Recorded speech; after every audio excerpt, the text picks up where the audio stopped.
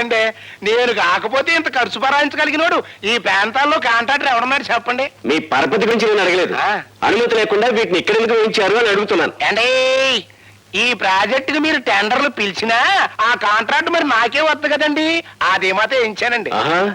ఇది మీకే వస్తుందని జోస్యం చెప్పారా? అవునండి. మా దగ్గర మీరు లంచం ఉంచుకుని ఆ కాంట్రాక్ట్ నా పేరుతో శాంక్షన్ చేయిస్తారని శిలక చెప్పింది. నీకు వచ్చేది కాంట్రాక్ట్ కాదు, జైలు శిక్ష. జైలు శిక్ష నాక? నువ్వేయిస్తావా? ఊరుకోవయ్యా, ఎవడనింటే నిజం అనుకుంటాడు. కాసేపట్లో డీసీపీ ప్రతాపరావు గారు వస్తే నీకే అర్థమవుతుంది. రేయ్, ఈ ఇంజనీర్ గారు అనుకున్నంత పని చేశాడురా. ఈవిడి బతుకుంటే మనకు ఆ కాంట్రాక్ట్ రాదు కానీ ఈయన్ని థ్రిల్ చేసేయండి.